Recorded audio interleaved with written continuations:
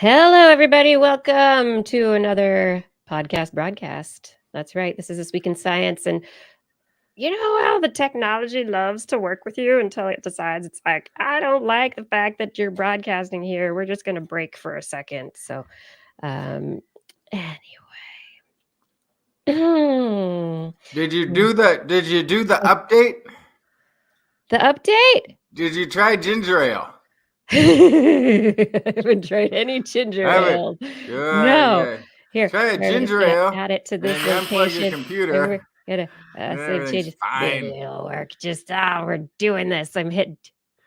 Maybe we will connect with Facebook tonight. Everything maybe seems fine. Okay. I don't know what you're talking It's about. fine on the YouTubes and the Twitches.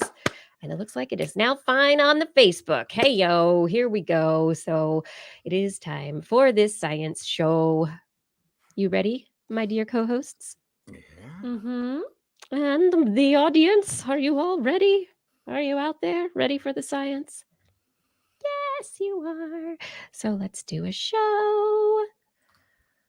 Starting now. Beginning in 3, 2. This is TWIS.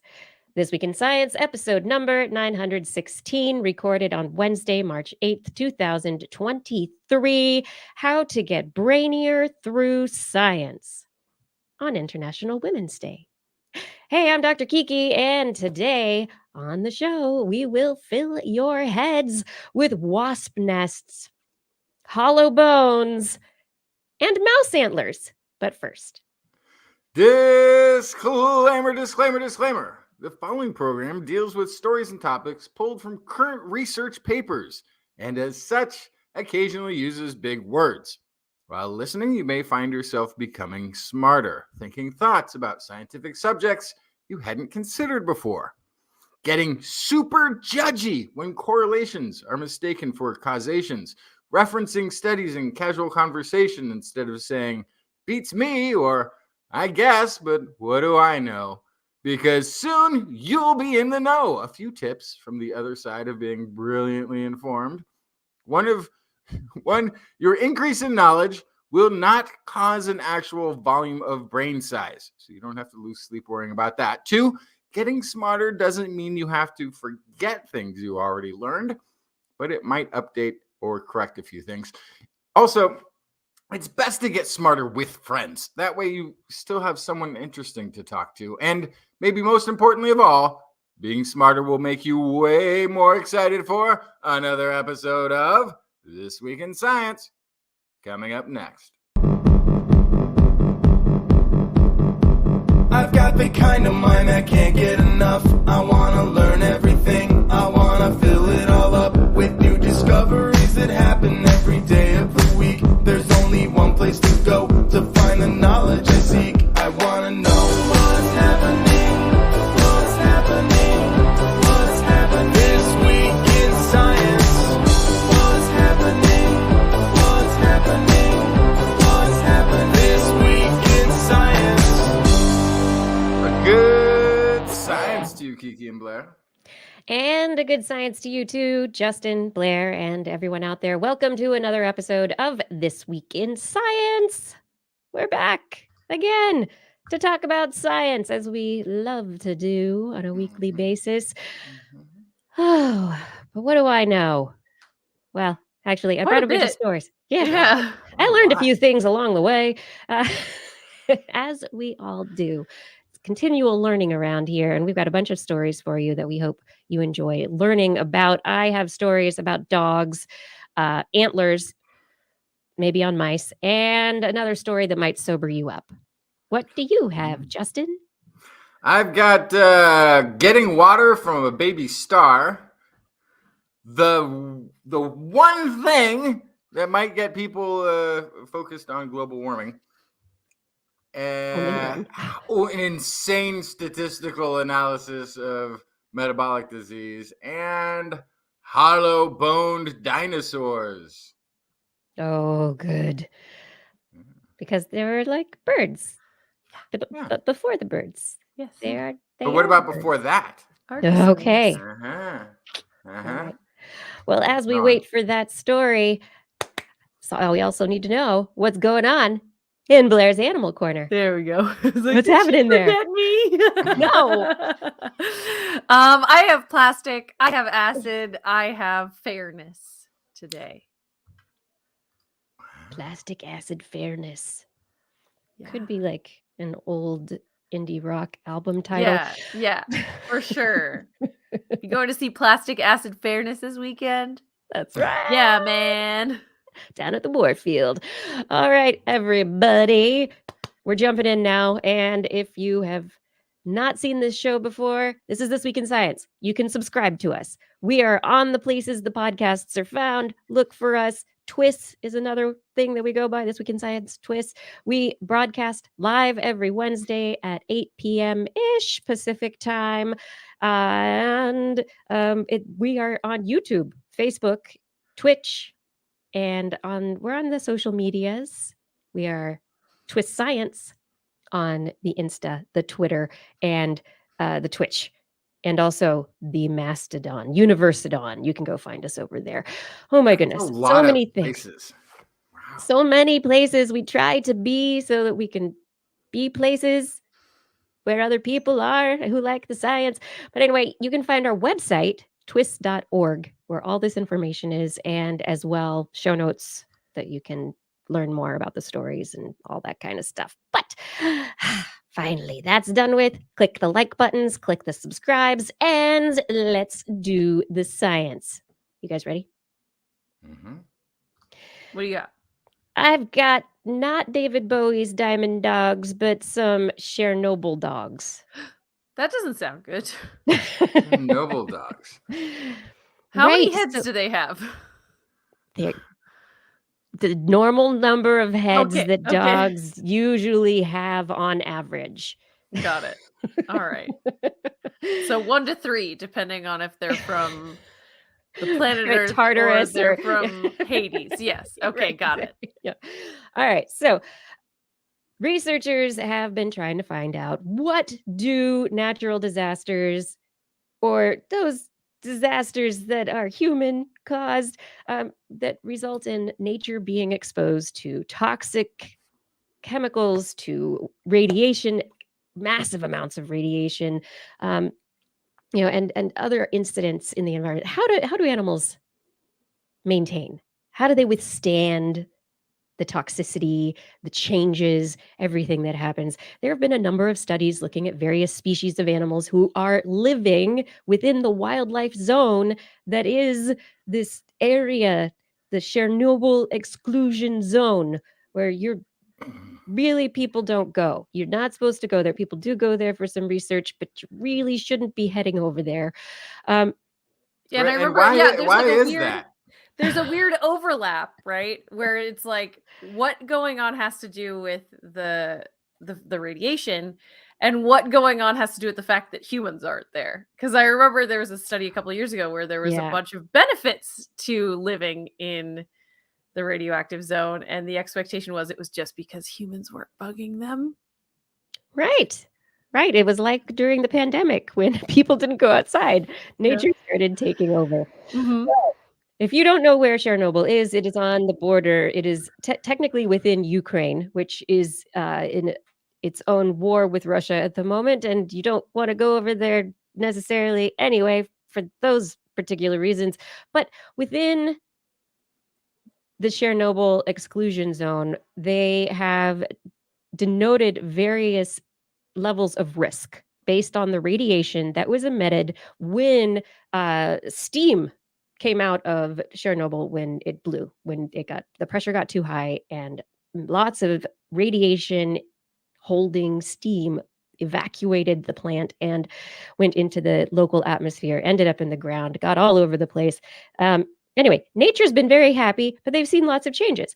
In this particular study, though, they decided that they were going to look at what dogs that people left behind in Chernobyl. So people ran away, people died, dogs were left behind. So there are a bunch of wild dogs there now.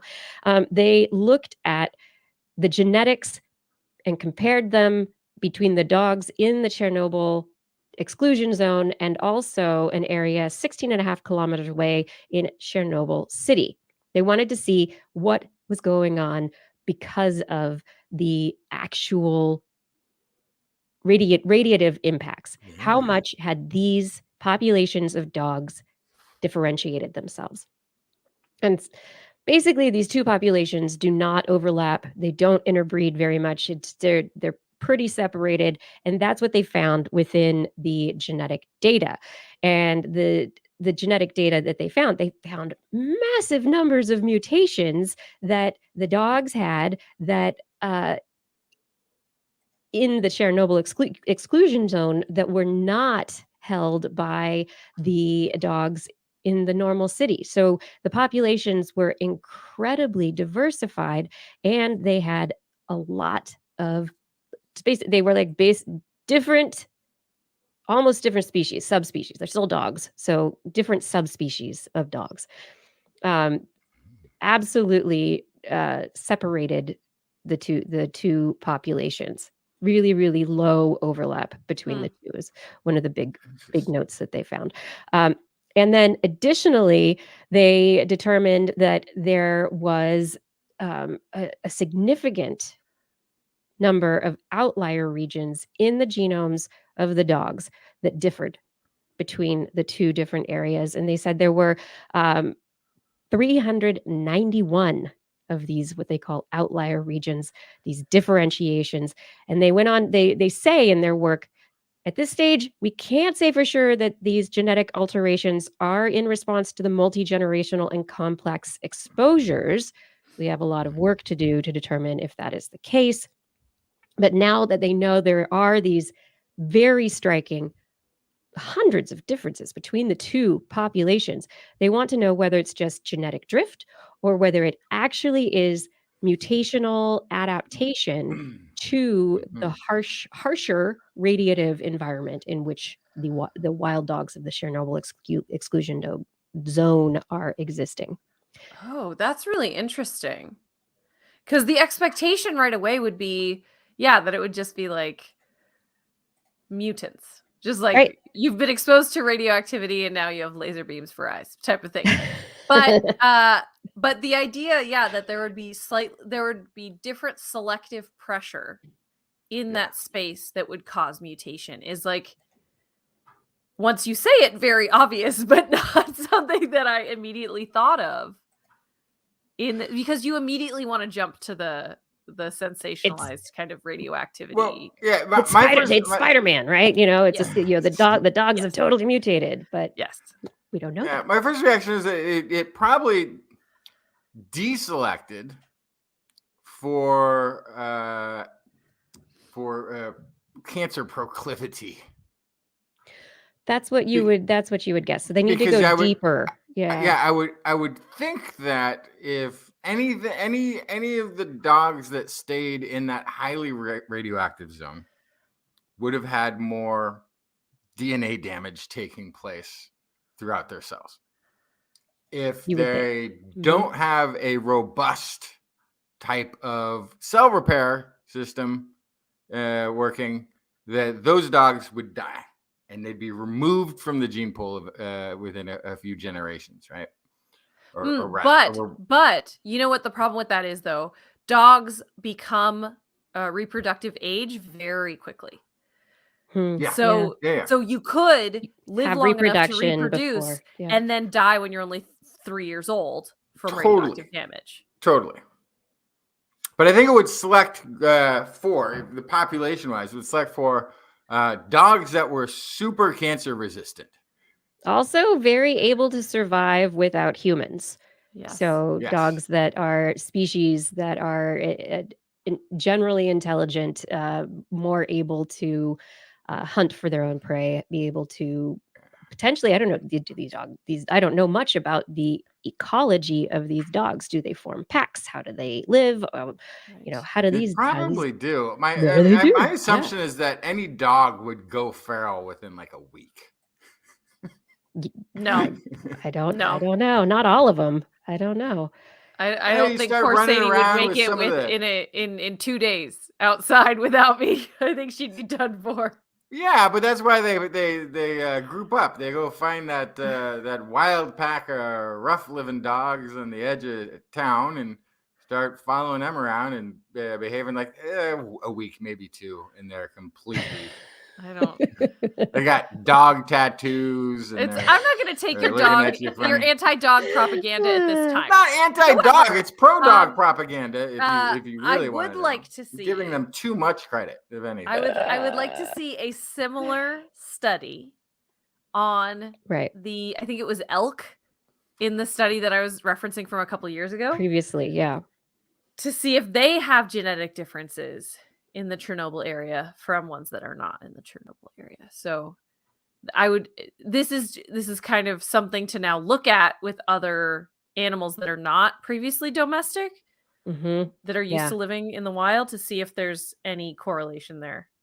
Yeah, and I would absolutely, if I was a cancer researcher, this is where I would go and look to see what's like the ideal gene type to fight cellular damage. Right. Because How can if they're surviving this close to a hot radioactive zone intergenerationally, it seems like there could have been a selective pressure to allow that to happen, which means they may have genes that we'd be interested in learning more about. Right. I mean, and potentially these are genes that are being mammals. You know, maybe they are widespread. Some of them silenced for various reasons. Some expressed for different reasons. You know, there's always the epigenetic aspect of things. There's where the environment influences what actually gets expressed. There's so much happening there. You know, yeah, how much is the natural selection at hand? How much is intrinsic mutation? Like, what's going on? How much, so many questions to be answered there. But yes, Chernobyl dogs teaching us about living with a more toxic future, or really maybe how we can help treat some of the diseases. Do you know what happened to these dogs after the study? Like, they captured these wild dogs and they took blood samples, and then what? Probably just let them go back to their daily lives. Can't take them home. Let the kids play with them. Who knows? Maybe they're still hot. Yeah, all bad options, I think. So from their methods, blood samples were collected from semi-feral dogs captured around the Chernobyl nuclear power plant and Chernobyl city. They were taken during a sterilization and vaccination procedure that was conducted by the Clean Futures Fund Dogs of Chernobyl program in 2018 and 2019. So that was part of kind of a let's not let these dogs keep breeding. It's kind of like a TNR for cats. Yeah, exactly. But then they let them, they just did those procedures and let them. That's go. Too bad, because we want to keep seeing the experiment run forward. But what's the definition of semi-feral in a dog? Well, my guess would be that they were able to approach the dogs, and with capture food them easily. And yes, they wooed them because dogs wooable. Okay, maybe like people a little bit sometimes. They want to like us. So I could use it. I've been semi-feral in my life. Then I've been apprehensive but wooable. Okay. Yes. And well, we don't want to talk about wooing, but maybe we want to talk about water. Oh gosh. We're gonna have to send you back to transition school pretty soon, Kiki. We're just gonna have to buy the. I think that was one of my favorites, Justin. I don't know what you're talking about. That's somebody's on their game as far as I'm concerned. I feel it's just sort of like an improv theater in the transition. It's free association. It always has been. It's like poetry. It's great. Go for it. Tell us about water. I'm going to tell you about space. This is astronomers observing a relatively young, somewhat nearby star. have detected the presence of water. Oh, no, you're right. Water in its circumstellar disk.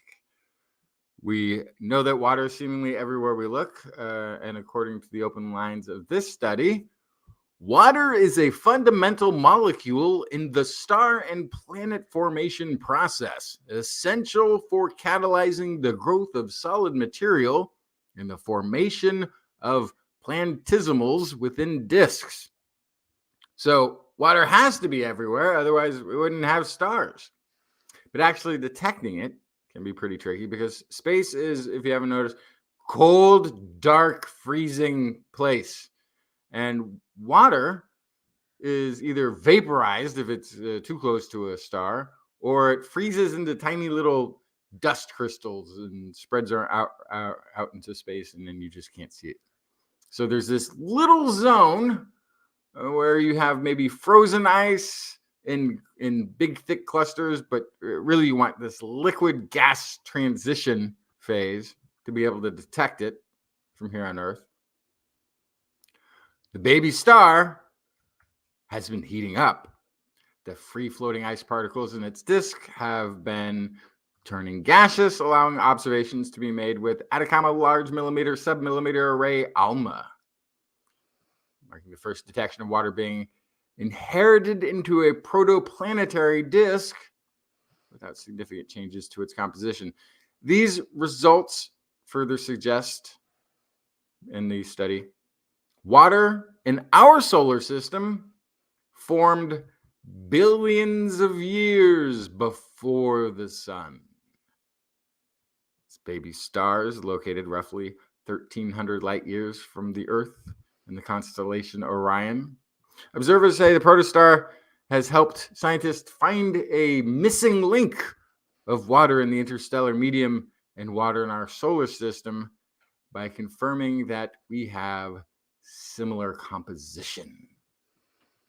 This is a kind of a neat quote from John Tobin, astronomer at the National Science Foundation's National Radio Astronomy Observatory, who's the lead author of this paper. We can think of the path of water through the universe as a trail.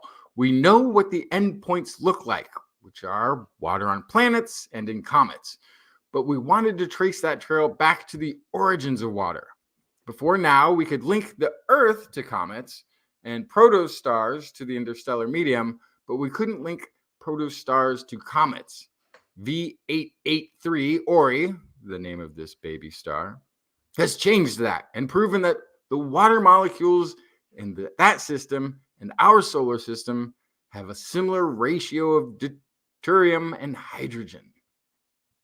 So we have now found the missing link of water in the universe. It's everywhere. Yeah. And now I know, I mean, I didn't really realize that you had to have water to make a planet or a star. Knowing that means, yeah, I didn't count, but there's a lot of stars. Oh, wait, I did count. 76 trillion-ish stars that I'm aware of, at least. That you've counted personally. I mean, that's a rough count. You know, you lose track when you don't start over when you're doing stars. You just keep going. So this is interesting because you need water to get everything going. But so water's everywhere. We know life is reliant, at least as far as we know, upon water to pretty essential degree. And so this means that if we look at maybe concentrations of water in different places, maybe the amount of water some places versus others, maybe indicating more life possibility or less possibility. More likelihood of oceans versus just rocky bodies. Yeah. And I don't know. Water is a solution that makes all sorts of neat chemistry take place. Yeah. So the more of it that there is, and the more of these little Goldilocks wet water zones that there are on rocky planets, the more opportunities life has to exist elsewhere in the galaxy and in the universe beyond where there's other galaxies. Blue, blue, blue. But I hope they don't have plastics. Blair, tell us about plastic problems. Yeah, you don't want plastics in your water. No, Why don't we want plastics in our water? because it doesn't taste good. It doesn't taste good. Because then they ends up in the bodies, in the tissues of the body somehow, and then it's a synthetic endocrine thing or something. It could be it could be the plastics could hold lots of chemicals and things that are dangerous and release them in our bodies. Yeah. Yeah, Lots we're of also bad. not always good at pooping plastic out, which means it can build up in the stomach and it can take up space where food is supposed to go, and it makes you think you're no. full, but you can't eat. There's lots of reasons that plastic So it has benefits. no. Anyway, I mean, maybe in the medical field, but otherwise, I feel like we could probably do without at this point. Anyway, the latest reason to not want to use plastics, to divert as many plastics as possible from entering our oceans, is plasticosis. And this is a new disease described in seabirds, so far just in one species. This is flesh-footed shearwaters who live 600 kilometers off the coast of Australia on an island. And they are the most plastic contaminated birds in the world so far found, because they consume pieces of plastic at sea, mistaking it for food, and feed it to their babies, mistaking it for food. So far, plasticosis has been described as affecting the digestive system. There are suggestions that it could potentially affect other parts of the body, like the lungs, or like Justin mentioned, it can affect the endocrine system. There's all sorts of things. But this is specifically looking at the stomach. This is when you ingest pieces of plastic and it inflames the digestive tract. Over time, persistent inflammation causes tissues to become scarred, they become deformed, they affect growth, digestion, survival. Basically, it just scars your stomach so bad that it becomes inflamed. The scar tissue becomes semi-permanent, and it makes it less elastic, it makes it less good at digesting things. There's all sorts of stuff that happen as a result of that. And so birds that look otherwise healthy on the outside can be riddled with plasticosis on the inside. And one of the ways that it's really impacting them is through their tubular glands, which they secrete digestive compounds. And as plastic is consumed and it kind of drags along the sides of the stomach, the glands get gradually more and more stunted until they lose their tissue structure entirely, and they can no longer create those digestive compounds, which makes them vulnerable to infection and parasites, reduces their ability to absorb vitamins, could cause the stomach to become hardened, all this stuff. So I didn't want to do a whole thing on this, which is why I just threw it kind of in the quick stories, because there's not much to do from here other than just can we use less plastic, please? This is the first species they found this in. This is a species, like I mentioned, that eats a lot of plastic. So the next kind of intentions of this study group is to look at other bird species and potentially non-birds to see what is happening in the guts of other animals that directly or indirectly digest plastic. So this is something that could be happening in us if we're eating a lot of microplastics. We don't know yet, but it's kind of, we've talked a lot about kind of these more direct impacts, and this is a more indirect impact of just the act of plastic moving through the digestive tract causing physical harm. Yeah, and this isn't like just a big chunk of plastic that moves through and you have to have taken out of your dog's gut because it just clogs things up. But this is actually little bits of it getting stuck in places where it make it the little holes and the little gaps in the intestines and the glands. Makes it no good. Not comfortable. Yeah, how can we do the less plastic? There's, a lot already out there, so the removal is good, but the big thing is how to, with 8 billion people on the planet. How do we stop Right. using all the plastic all the time? Right. Mm. I mean, so there's How do we- individual things that you can Like, do, yeah, but like if you're but what talking about the I three myself of can us, do is not going to have a large impact on the ocean. I can still make my Yeah. decisions, but ultimately, actually, like asking your civic leaders to Yeah, make changes we is go. what's actually going to fix it. Plastic bag bans, changing Mhm. packaging requirements.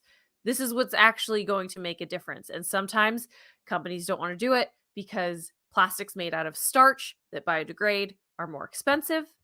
But it's just like solar power. The more people use it, the cheaper it'll get to make. So that's something that if you can kind of push that agenda a little bit harder, it'll definitely help offset the initial pain of doing that. Also, big businesses, they can take it on. They're fine. They They're Can not I also hurting. say- We can do can I it. also We can make it say happen. something a little bit controversial? Yeah. One way to prevent plastics from ending up in the ocean might be not recycling it Where do you put it then, Justin? in the landfill. It doesn't all of the plastic, it falls out, it gets blown away, it Yeah, It's yeah. water. It's the But using it. Yeah. a lot of the recycling that Yeah. supposedly happens to plastics ends up getting shipped out of this country so and does ending up landfill. ending up places where it is not landfill. It is landfill, Landfill but just also gets landfill other put on the places. ocean. Just Yeah. it Oh, wait, also what? gets shipped. Yeah. Yeah. Mhm. There's But then there's big no solution. Bury it ships covered in garbage. in your backyard, or if you don't have a backyard, yeah, what are you gonna do with it? What do you do with that? With all those bread The bags? supply chain has to change. That is what Yes. has to happen. There's some Yeah. things that we're never going to lose plastic, and I mentioned it before, the healthcare industry. There's some things that's always going to be plastic. Your saline bag, it's always going to be plastic. But there's a lot of things that we use plastic for that do not need to be petroleum plastic. So, Yeah. And as yes. Harjar is asking in the chat room, don't we have an enzyme that eats plastic? We have found many, but actually there are a couple, and people are researching those uses, and there are recycling efforts underway to see how we can put these into application at large scale. Will they actually work? It takes time and it takes work, and people are working on these things. So there are solutions out there, but the biggest solutions are talking to your civic leaders and, trying not to use as much plastic. One Maybe of the right. and But anyway, let's move on to more science. Away I was from just gonna say one of the things you just brought up though is a problem with alternative sourcing. It's just that it's from a found source. It's from petroleum product, which aside from a little bit of mining and transportation activities, is a found resource on the planet. It's not a manufactured one, and that's a big barrier to switching away from plastics. Is that it's extremely cheap. Right. Yeah. Well, yeah. Well, one the thing birds are hurting now. You got to make somebody else hurt instead. Oh, God. We don't want anybody. Blair's ready to do financially. get some bird vengeance. Financially. No And- vengeance, no hurting. No, I mean, how about let's figure out how to help, right? Okay. Regenerate organs, regenerating appendages. These are things that we'd love to do. Mammals are terrible at it. We're really not good at regrowing fingers, arms, legs, organs. We lost that ability pretty much a long time ago. We can repair the skin for a scab and stuff like that, and they can reattach a finger. Sometimes it works, but really, we're limited, and we'd like to be less limited. How can we be less limited? Well, researchers wanted to look into mammals that have various types of regrowth and cellular regeneration. And one of those animals, one of those groups are um, deer. Deer have antlers that they grow every year, and then they fall off their heads, and then they grow them again.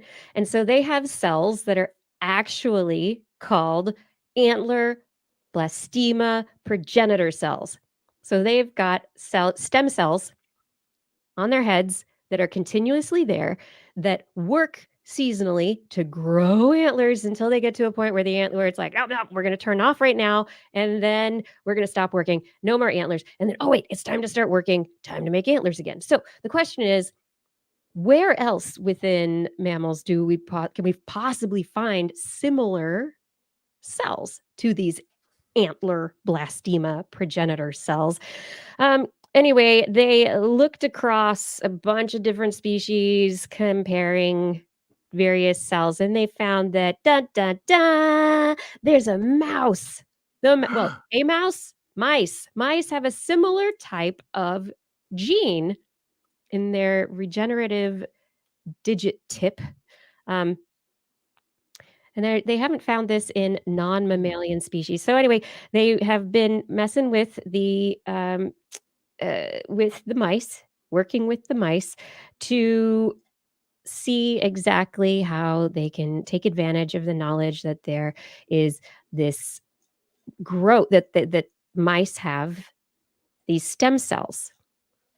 Mice have the stem cells, and they were able to move the stem cells to a location in the mouse forehead similar to Oh no, they ears did not. and antlers. And no, They did not. they did not specifically create antlers on mice, but they were able to give the mice a large-sized lump on their forehead. Please tell me So you have pictures. I'm searching for the picture. Right, here's Like the picture. the right now, so I can brain? share it. From Pinky and the Brain. Yes. So the researchers were yes, kind of like Pinky and the Brain. So they were able to get Oh no, it looks like a cow. It looks kind of like a cow or like a Yeah. little thinking cap, but these little baby mice growing, they show that they were able to enable these stem cells, these progenitor cells, to grow tissue similar to antler tissue that is found in deer that grow antlers, and they were able to turn them on and turn them off. And so this is really interesting because this potentially provides us with a new model for investigating a cellular target for regeneration of various tissues. So, can we start studying how the regeneration happens, the different molecules that are involved, the synthesis pathways? Why do these cells turn off? When do they turn on? Is there the possibility of using this to our benefit for regenerative properties of our extremities and organs? And also, I can have antlers now. And then that's I have to say I am I had this little image of a bunch of little mice with antlers, like all Yes. in front of a sleigh with like a little Santa on it. And that I'll stop there. But who needs reindeer when you have antler mice? But Kiki really is a mad scientist at heart. I love it. Maybe I was at thinking heart. about the chippelope from Northern California. It's Yes. a famous mythical creature. I was like, oh, maybe it's real. All right. So in some of these species, there's the idea that there's a fungus that can infect various animals to create growths that look like antlers or bones. But perhaps the fungus or other situations are leading to the activation of these particular cell types, chondrocytes, mesenchymal cells, immune cells, endothelial cells, various cells that would be involved in the growth of what they're calling an ectopic antler. Okay. Yeah. Mice with antlers coming Sure. soon. This is just because you could does mean you should. Right. But the idea that we could have mammals may have a distinctive regeneration mechanism that we can harness. This is exciting. Love it. Yeah. Yes. So this next story Don't do will it. only Don't, affect you personally don't take if it you away like- from me. if you like don't. coffee. God, If you don't like coffee, Justin. it's just a story about how climate change is hurting some South American drug manufacturers. No big deal. But if you love coffee, not have it world bad place. Light too many spikes. Eyes many pain receptors prevent brain from working. With coffee, the world is abuzz with delightful memes about how great coffee is.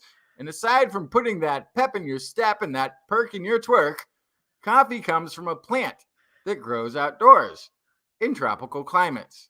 And stay with me, the stability of those climates is being threatened by global warming. Insert sad no have coffee meme here. Study published in PLOS Climate by Doug Richardson at Cicero Oceans and Atmosphere Australia and colleagues suggests that climate change may significantly affect land where coffee is cultivated. Coffee plants are sensitive to climate variability and change. However, the impact of, and this is a fun one that we'll be talking about in the future about a few times, synchronous climate hazards occurring in multiple areas important for coffee production is unknown. How this is going to take place. In order to make it a little less unknown, researchers conducted a systematic analysis of climate hazards and compound events in coffee producing regions from 1980 to 2020. They identified 12 climate hazards that threaten coffee crops in the top 12 coffee producing countries. So things that exceeded the daily maximum temperature that coffee plants can tolerate. Researchers found that the number of climate hazards and compound events had increased in every coffee growing region between 1980 and 2020. Additionally, the type of hazards shifted from overly cool conditions, oh no, to overly warm. Both are troublesome because you need the sweet spot. We talk about Earth being in the Goldilocks zone. Different species have their little Goldilocks zone in the Earth. So yeah. According to the authors, our results suggest that El Nino is the primary mode in explaining compound climate event variability, both globally and regionally. Region level hazards are therefore indicative of systematic risk to coffee production rather than local risk. As with other crops, a systematic risk in the global coffee trade is posed by synchronized crop failures. Climate change predictions showing a continued rise in temperatures in the tropics likely, we posit that coffee production can expect ongoing systemic shocks in response to spatially compounding climate hazards. Synchronized crop failures. Coffee crops could fail everywhere all at once, or at least be so severely impacted that we will all need to start foraging for used coffee filters in city dumps. Although it turns out those we shipped out and dropped in the ocean. So now we got to go underwater and find those old coffee filters and get the precious resource out of them. It was squandered by people of the past who didn't even know they were living in a time of such bounty. So coffee is one of those things that I'm surprised that we still have to have it shipped from the rainforest. It's one of those things that I'm like, really? We haven't figured out how to with hydroponics and greenhouses and all these things. Cheap. We haven't figured out how to get this done closer to home. No. Well, yeah, I mean, that's the thing. Cheap. Yeah, the cost benefit, right? Yeah. Yes. Economics. It's coffee, vanilla. There's a couple other things that come, chocolate that mostly comes from the rainforest still. And I always just kind of wonder, really? We're still doing that? Yes, we are, because it all comes down to cheap. Yeah. Cheap, but where the locations, and I don't know. I'm just not imagining. I guess maybe you could do hydroponics coffee farms in Nebraska, but I'm just not imagining it.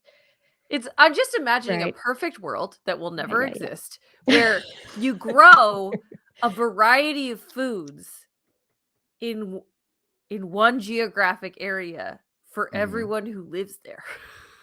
You don't So- grow just Yeah. Well, I mean, we can do strawberries that. in this We one can- field forever. Oh, yeah. We can absolutely do that. The Some thing people is, don't get quinoa. Some people don't get coffee. Some people, it's like you get what you get. No. People get everything. People can have everything. The thing it will take is tremendous amounts of energy. And right now, the way that we make tremendous amounts of energy is through fossil fuels Oh, yeah. primarily. And so then we are accelerating the decline of the natural areas that can produce these things. And so we need limitless power that's clean. And then we can absolutely do anything we want indoors. While the planet is handed over to the Chernobyl dogs. Stay indoors. There's only Chernobyl dogs out there. Oh, well, okay. At least it'll all happen at the same time, synchronously. And Synchronized crop failure. synchronized systemic problems. Good job, everybody. But I think this is actually, oh gosh, I think this is the smack to the microphone. I think this might be like all the other things, we talk about, oh, these animals are dying and these trees and these plants and these birds are dying. Like things are going to be bad. Sea levels will rise and people will lose their homes. Bad. All these things. And people are like, yeah, we're not here. Tell people that they're the coffee drinkers of the world that they will no longer have their coffee because of global warming. I think we could actually get something done. Okay, I'm seeing your good news aspect to this one. Around coffee this whole time. Well, moving on from coffee to moms and babies, we have this conversation very often on the show about how the microbiome transfers from the mother to the child. There is another study out this week looking at this particular question in particular. It doesn't matter if it's a vaginal birth or a C-section. Right. Do you have to swab the baby? Do you have to take vaginal swabs from the mother and swab the baby if it is a C-section to make sure that the baby gets the stuff that the need for to be healthy?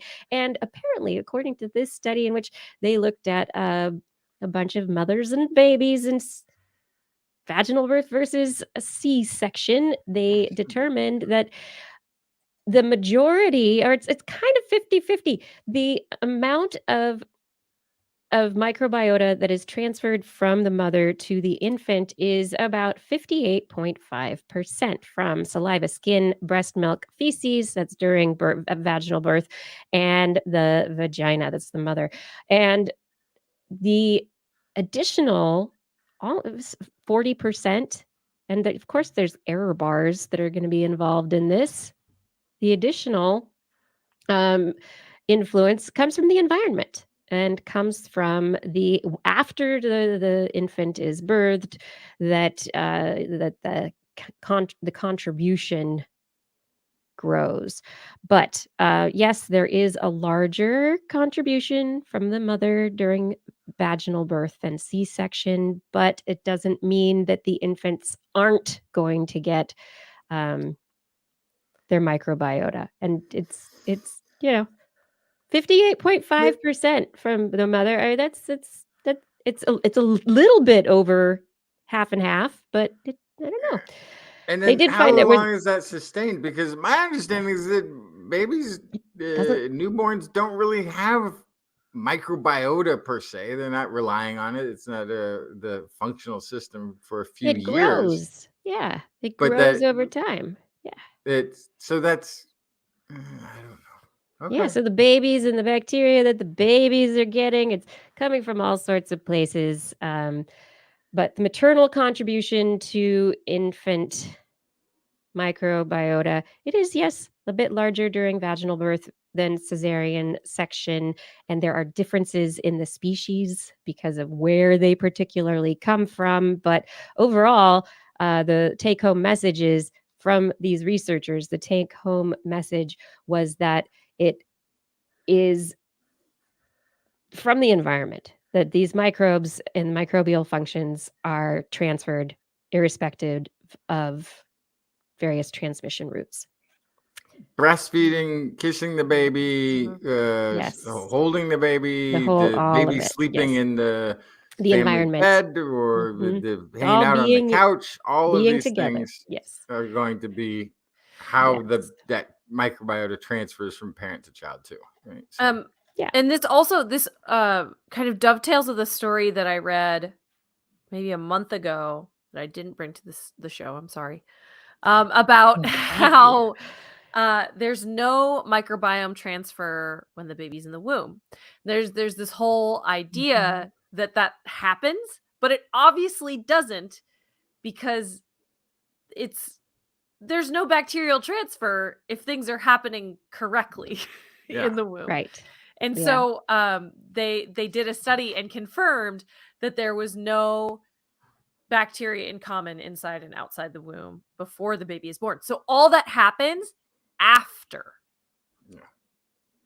All after.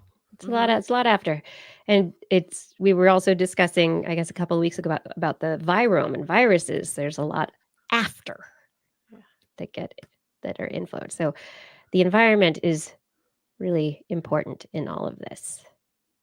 But I think this brings us to the end of the first half of This Week in Science. Thank you so much for joining us. And if you love the show, please take this opportunity to go to twis.org and click on our Patreon link. We are supported by you, our listeners, our viewers, and your help continues to keep us going and doing this show, having fun, bringing you science to enlighten you, to feed your curiosity week after week.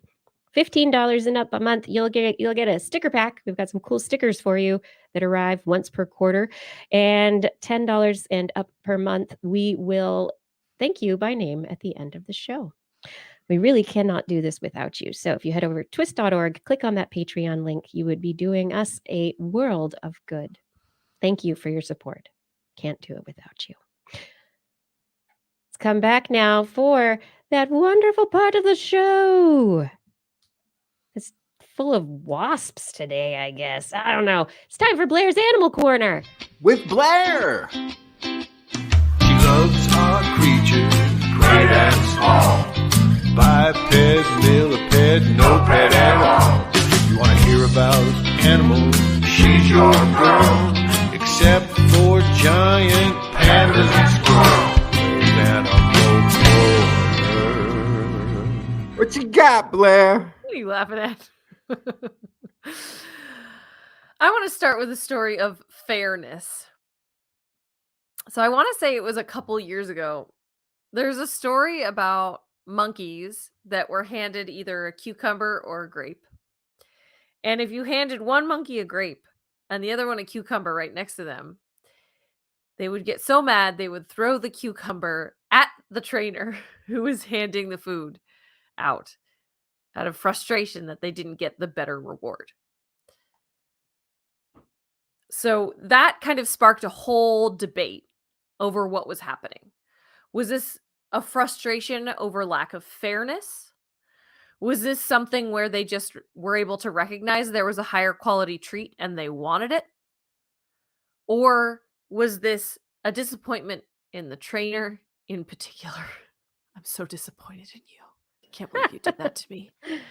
That's exactly what this study from the German Primate Center, Leibniz Institute for Primate Research, wanted to look at. So they had long-tailed macaques, and they wanted to see, does this frustration really stem from a dislike of unequal treatment, or is there something else going on?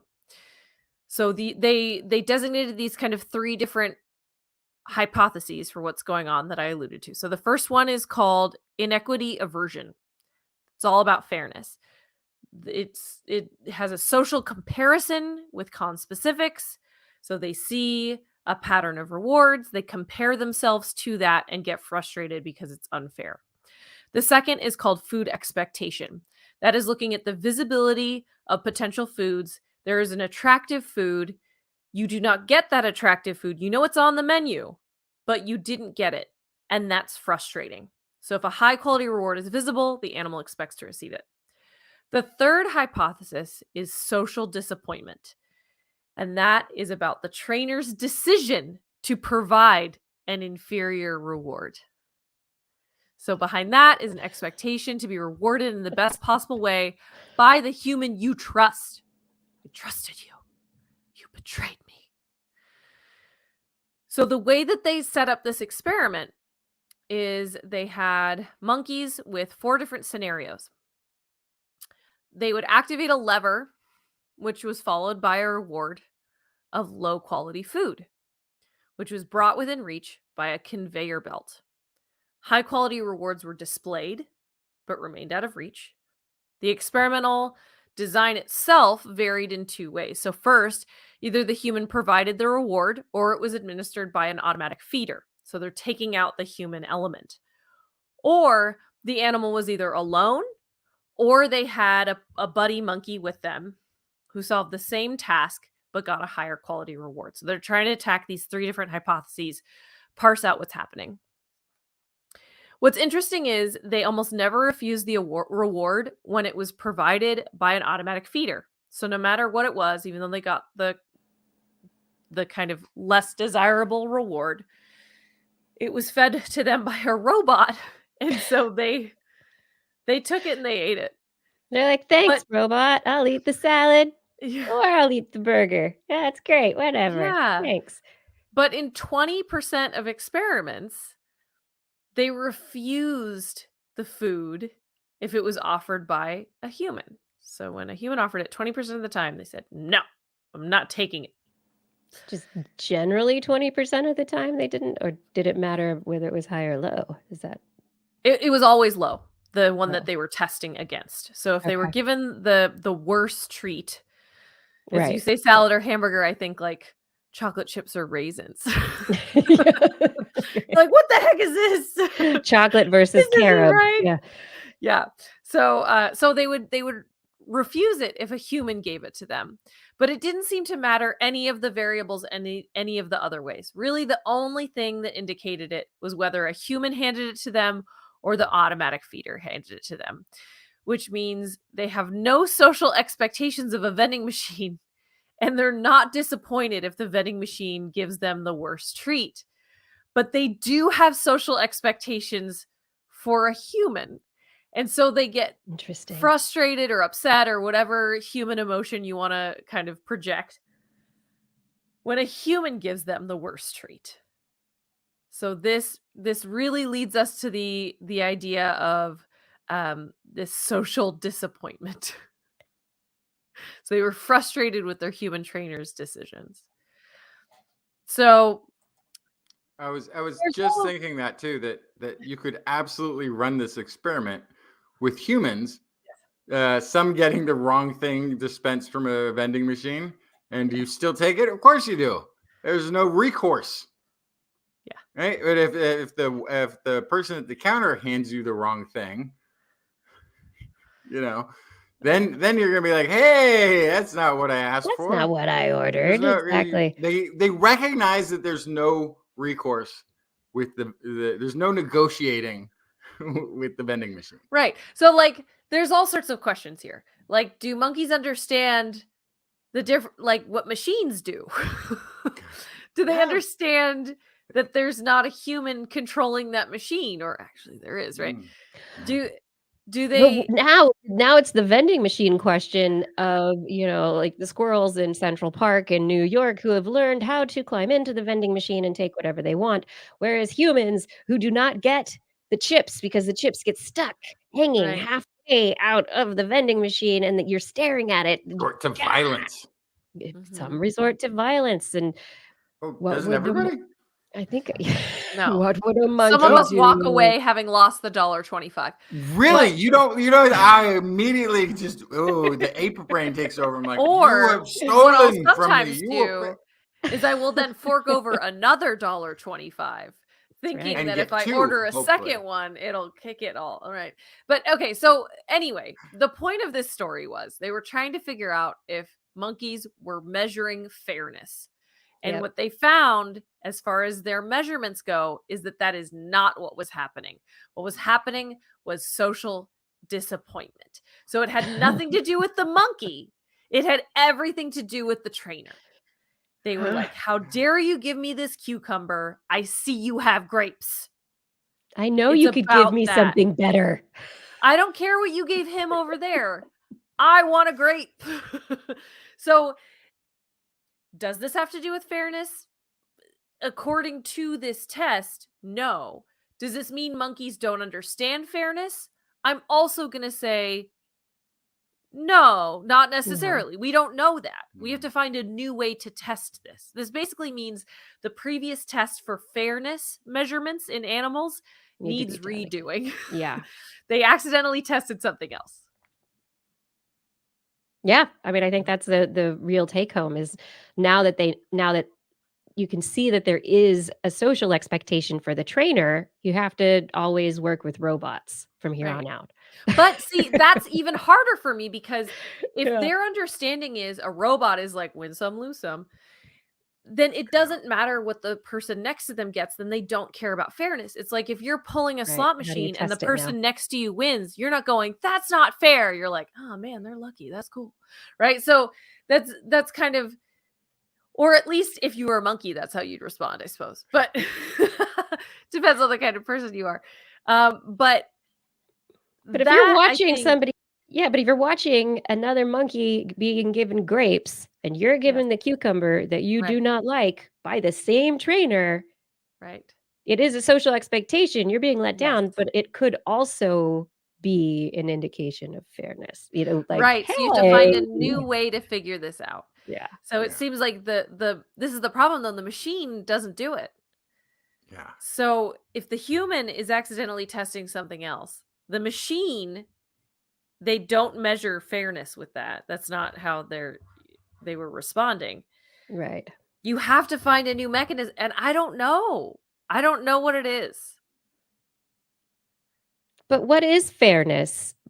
Great aside question. From a social expectation of even-handed behaviors or allocation of resources, like what you mean fairness is subjective? Right, but see, this is the problem. This is the part where like we can talk about this for an hour, is that they were disappointed that they got the lesser treat regardless of whether they saw another monkey get a good treat or not. Yeah. So that is where they feel like they were not testing fairness. But yes, it depends how you define fairness. Is fairness just that I know this thing exists and I didn't get it? Or is fairness that he got it and I didn't get it? Right. Unequal treatment. Right. So it's a complicated nut to crack, but this ain't it. Ultimately. They'll crack that nut. It also means that animals, and as a former zookeeper, I thought about this immediately, like animals were paying attention to how I was treating their conspecifics. And animals paid attention to how I was treating them on one day and another. And if they knew that I had strawberries and I did not give them a strawberry, did they think I was doing something to them that was mean? You meanie zookeeper, you. Like, I had fish yesterday. This is just kibble. What is this garbage? So so it was very interesting to recognize that they recognize their human caretaker and that the human has agency over what food they give them. It's wild to me. But they recognize that a machine doesn't have agency over it. Right. So, and then this is sort of, well, it's a bit of a stretch, but humans are very subjective when it comes to fairness, right? Our entire court system where people sue each other, everybody going in there is seeking justice. and wants to get the fairness balance correct. Both sides have a very different idea of what that means. And so our court system is playing this out all the time. And I could be resentment, I suppose, or unfairness with I think the court didn't rule correctly. But what if we do eventually replace a lot of low-level judicial decision-making by robots? With robots. Would people then go, oh, okay, well, I went in there and I pulled the old handle on the judge, the one-armed judge, and you get what you get. Yeah. Problem is, the more we learn about AI, the more we learn that AI has bias. Our biases. That becomes complicated. Yeah.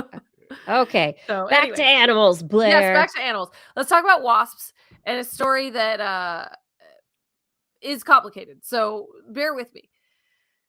So wasps have a really interesting. The Synapid wasp has a really cool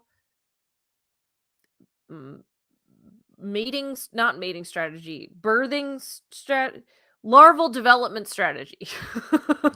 Invertebrates, right? Wow.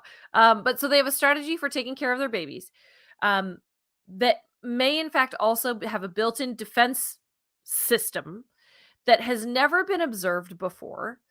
And so I am going to try to explain it here for you now. So Synapid wasps, we've known for a while, for decades, that they inject chemicals into leaves that induce oak trees to produce protective galls, which are like these kind of balls or growths around their larvae that makes them safe. And then it kind of ferments and falls off the tree and is then food for the larvae as they emerge. Little baby buggy Bjorn. Yeah, and they've kind of induced the plants to do this thing. And in most gall situations, I'm going to talk about one gall in particular, but in most cases of galls in nature, the chemistry is such that there's tannins that develop inside of them. They prevent damage by herbivores, so there's a defense mechanism there. And they're so high that when you crush a gall and you soak it in water, it creates this kind of dark brown liquid that was actually used to write the Declaration of Independence, the Constitution, and the Bill of Rights, which is really interesting. Yeah. No idea. That's so cool. Yes. So natural inks. And so this is fascinating and an area of study for a lot of botanists and entomologists because an animal is using chemistry to force a plant to do something. It's parasitic manipulation. And so the insect gets the plant to make the food it needs for their larvae, as well as create a defensive space. So in this new research, they revealed a potentially novel manipulation of chemistry in the translucent oak gall. So in one particular type of oak gall, where what the wasp does is they lower the pH insanely low, equivalent to the acidity level in pitcher plants. And what do pitcher plants do? They digest insects. They digest insects and sometimes small mammals. Yes, and so exactly. So they digest things. So the pH is so low it can eat exoskeleton and the bodies of insects. So why might a gall have a pH super low? Perhaps to mess with bugs that want to parasitize the galls. So we have the wasps parasitizing the oak to create the gall. But it also turns out that there are, what are they called? I have to find it. Pest wasps. But there's so there's another type of wasp that can actually try to inject their tissue or their own larva into the gall to take over, to hijack the gall completely. And so these are parasitoid wasps.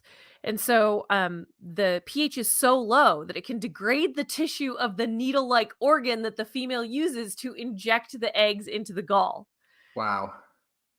So this has taken this kind of chemical manipulation to a crazy degree. Yeah. And so this is they've a pH below 3. They've a pH measuring 2 up to 3. And so this is the most acidic plant that has ever been measured to date. The only Wow. one close to it is citrus fruit trees. Yeah. Yeah, so just this is the specific acid in there that's creating the low pH is malic acid, which is of high abundance in apples. And so it kind of naturally occurs in a lot of plants, but in low concentrations. And so this is actually 66% of the organic acid in galls, in these very specific galls. So the concentration was 2 times higher than other galls and 2 times higher than apples. So they basically just, through these kind of chemical manipulations, have made this acid output go off the charts in order to protect their larvae. So that's fascinating. And it wouldn't this plant would not be creating these things. It would not be this acidic if it weren't for the wasp making it. Is it good for the oak at all, for the plant? I don't think so. I don't think, yeah. I don't think it's Yeah. necessarily that bad, other than it's diverting energy to creating these structures. But to my knowledge, it's not considered like an illness to the oak or anything like that. Right. Not something we need to get rid of. Yeah. Right. But so this is an extreme situation of chemical manipulation from a parasite. And so this is a brand new discovery and going to be the source of a lot of research in the future to figure out what the actual trigger and mechanism, the molecular mechanism is that is creating this change in the plant tissues. Can we do something similar? What's going on? Why? If it is bad, I don't know. Let's make No, we would want to. I got it. You put you get these sort of like mothballs, but you'd get wasp galls that you'd put in the back of the closet to prevent oh no, moths or something from. Oh, I don't know. boy. Put them in the back of the cabinet instead of the bay leaves, which I don't think work. Yikes. I mean, if they burst, they'll eat through your clothes, but Yeah, I suppose you could give it a go. Yeah. I love it. All right, Justin, do you want to tell us a few stories? Yeah. Understanding what makes for a long, happy life can be challenging. That's one of those subjective things. Avoiding death must be a significant consideration when talking about a long, happy life. And so then understanding what ends life, happy or not, is a much more straightforward thing to tackle. The GBD, which is the Global Burden of Disease report, is collected and analyzed by a consortium of more than 9,000 researchers in 162 countries and territories. They capture premature death and disability for 370 diseases and injuries in 204 countries and territories by age and sex, and they've been doing this since 1990. Researchers at the National University of Singapore and colleagues in the US and China undertook a review of 2 decades, specifically focused on the metabolic analysis of the GBD reports and published in the journal Cell Metabolism. So because there's all of this different death and disease data, a lot of studies that have been done in the past will focus on 1 or 2 of them and kind of look at this. But the researchers wanted to really look at the group of metabolic diseases because they're closely interlinked, sort of causationally, and they tend to manifest multiple people with like type 2 diabetes, might also have high cholesterol, might also be obese. And since these are separate categories in the GBD report, they decided to look at all of them together because they cluster around processes like insulin resistance, inflammatory immune cells, these sorts of things. So they found high mortality rate for metabolic diseases. The highest was found in Eastern Mediterranean regions of the study, followed by countries with lower income, education, and fertility averages. The rates of increase in metabolic diseases were highest in more developed countries for some reason. Some of the highlights, this is obesity and type 2 diabetes death rates over the last 20 years didn't really change. Maybe slight decrease, but insignificantly. Death rate's about the same, which you could say, hey, great, it's not getting worse. Or you could go, hey, how come it's stagnant? Why haven't we been able to attack these problems better? Non-alcoholic fatty liver disease deaths were down 0.63% per year. So that's actually good news. That's less. But the rates of acquisition of these diseases went up increased in all of them. Yeah. So in a sense, you could say that we are getting better at treatment because we've managed to tread water on the death rate despite having yearly rises in disability. Now in obesity, it's 0.48% per year. A 1.56 yearly increase in global rates of type 2 diabetes, and 0.83% yearly increase in non-alcoholic fatty liver disease.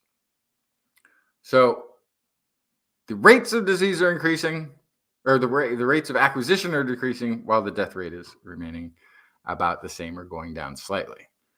So the thing that caught my eye about this story, though, was they have something called the yearly rise in disability adjusted life years. Disability adjusted life years, or DALYs, is an estimate of years lost due to premature mortality.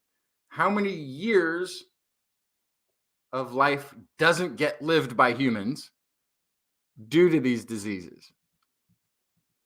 And in 2019 alone, and these by the way, these are also increasing yearly. In 2019, type 2 diabetes, in 2019 alone, humans lost 6.6 million years of life due to the disease. Non-alcoholic fatty liver disease, 4.4 million years of life lost in just 2019. And obesity alone, which was the overall highest death rate out of, or number of deaths out of all of these, 160.2 million years of human life lost in 2019 alone. That is a staggering figure if you just look at it by itself. You got to remember there's 8 billion of us. Right. Ish. So if you add it up, that's but that's it's significant. Every year of being obese, losing maybe a few weeks here and there of your expected lifespan for every year. But if you take it as a whole, 160 million years, can you imagine 160 million year old person would have vast amounts of knowledge, would have had time to do all of those things you never got around to. And we as a planet are losing this much to these metabolic diseases each year. On a yearly, on a yearly basis. Yeah. And apparently that is up from back in 2000 when they started this 20-year study here, was 140 million per year. So we're losing an extra 20 million years of life per year on our current trajectory, and it's just going up. Well, I was asking about the Mediterranean diet. I don't know. Eastern Mediterranean was what was it? It was hit harder than anywhere else. Right. So I don't know. There's a whole slew of other things that, of course, play into that. One criticism of this study that I came across was that it is, the cause of death portion of it is really tricky to isolate obesity, because again, these are also going to have maybe type 2 diabetes on top of it. But also, what isn't going to be in here then is something like cardiac arrest or secondary, third, I mean, trying to connect deaths by obesity or deaths by type 2 diabetes when a bunch of like an infection that hits somebody who's immunocompromised. Mm-hmm. So the data itself might actually be underestimations, because there's a lot of ways that people die and it's not always recorded and captured. And so, of course, these are all estimations, but by a very large group of very informed people making them. So most reliable data that we have. Yeah, but it comes down to the metabolic disease burden. So globally, yes, this is something that we should be paying attention to. Should be paying attention to, and it's not too unsurprising. This is where we're living in an age of globalization. This happened to us before when agriculture first started. People shrank by like half a foot over some generations of just switching from hunter-gatherer to agriculture-based lifestyle. We became sicker. We became prone to many more diseases. It was living in groups. Yeah. Living in groups, maybe more sedentary, having a much more restrictive diet, perhaps. So there's, we go through bottlenecks like this where there's huge disease tolls normally. What happens normally too is natural selection plays into it a little bit. And so those who can survive and adjust to sitting in a chair all day. Yeah. With medical assistance, though, we're going to find that disease continues. Anyway, last story for me today. Dinosaurs could be really big. Some as tall as 5 stories. Some measured in number of buses long. And how did they manage to do that without crushing under their own weight? Turns out dinosaurs had hollow bones. They had inner structures known as air sacs, which made their skeletons lighter and less dense. It's how come pterosaurs pterodactyls can fly. This is Tito Aureliano, first author of the article. Less dense bones containing more air gave the dinosaurs and pterosaurs and birds today more oxygen circulating in their blood, as well as more agility, ability to hunt, flee, and fight, even fly. So Aureliano analyzed fossil bones from 3 Brazilian species of the late Triassic. This is 233 million year old dinosaur bones. This is when dinosaurs are emerging. This is old even for a dinosaur. The ages. This is like the dinosaurs that died out at the end. Boy, to them these were like ancient dinosaurs. Researchers were looking for signs of the presence of air sacs because what we consider, I almost said modern dinosaurs, but what we consider, in the dinosaur movies that we are used to watching, all of those dinosaurs largely had hollow bones. And so those are pretty much all the dinosaurs that we commonly think of when we think of dinosaurs. So they got these really old bones and they're trying to find these air sacs and couldn't find them. They had 3 species. 2 were sauropodomorphs. This is the group that eventually evolved into long-necked dinosaurs, Brontosaurus and the likes. And a 3rd was one of the earliest carnivores. The particular lineage didn't make it and didn't go on to be followed up by others. So they had computerized tomography to visualize the fossil's internal structures. The small spaces in the vertebrae were identified as being foramina for veins, arteries, and marrow. Attachment points for muscles, tendons could be seen, all of this, but nothing capable of serving as pneumatic chambers through which air might have flowed continuously. So what's going on? All the original dinosaurs had solid bones. Study published in 2021 had also found ornithischians lacked a structure that could have housed air sacs from a order that was probably more in the 200 million, 145 million year old range. That became the Triceratops, which does have hollow bones. Multiple examples, then early dinosaurs without the telltale feature means if it didn't evolve before they differentiated into the different type of dinosaurs that would become later different types of dinosaurs again, if it didn't belong to a common ancestor, then it must be an example of Convergent evolution.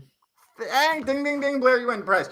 Yes, convergent evolution, they say, must have occurred at least in 3 separate lineages of dinosaurs as the best way to make it in a sometimes hot environment, which made it easier for them to cool, and or as they were getting larger, make it easier for them to move around or whatever, or needing to fly, the desire The to fly pterosaurs, alone. yeah.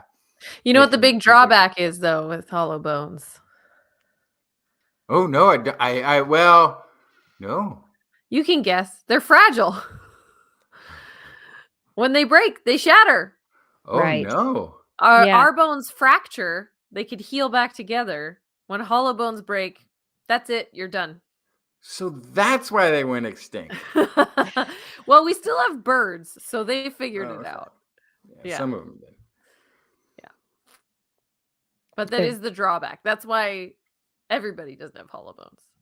It makes you nice and hardy to have those thick bones. With the scaffolding of the interior of these hollow bones, there is strength in them to certain degrees for, standing on them when they have to stand on them. But it's the forces that come in at other angles that could crack or fracture a bone that's where you start getting the difficulties. Yeah. Made for certain purposes. I think that's exactly what you were getting at there, Justin. And the convergent evolution totally, it makes sense. You're going to build the bones you need.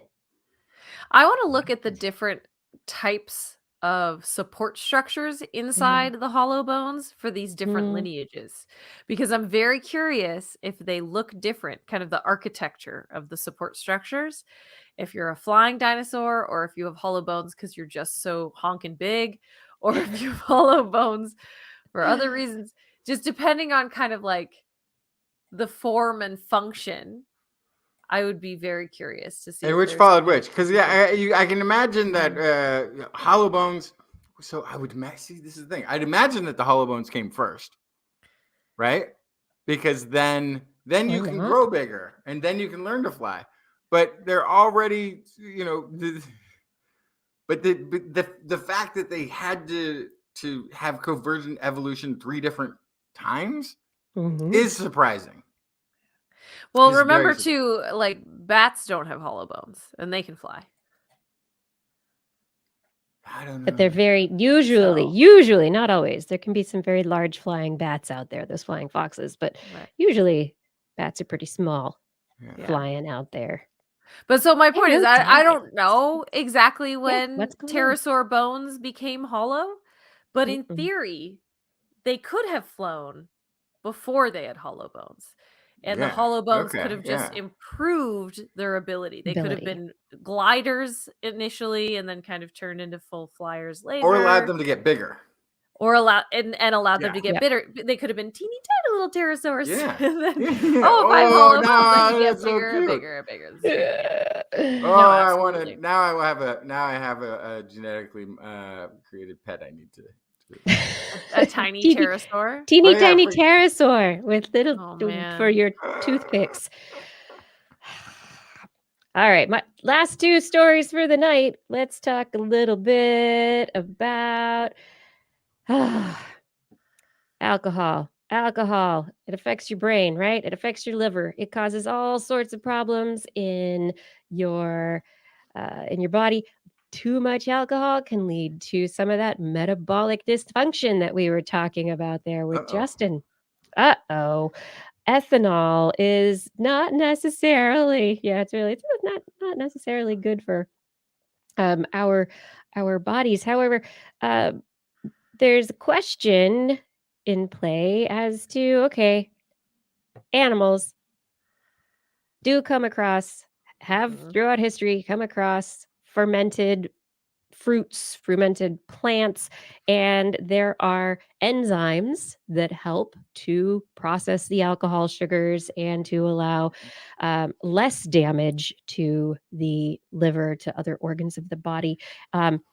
So these dehydrogenases, the alcohol dehydrogenases that are existent across species, they reveal, according to this paper in Cell Metabolism, that many strict herbivores and carnivores that are not exposed to ethanol appear to have lost the ability to metabolize it. They can't break it up. And so there is this idea now that the presence of alcohol itself is an evolutionary driver. And what else is going on in our systems aside from alcohol dehydrogenase that could potentially be impacting the breakdown and the metabolism of these alcohols?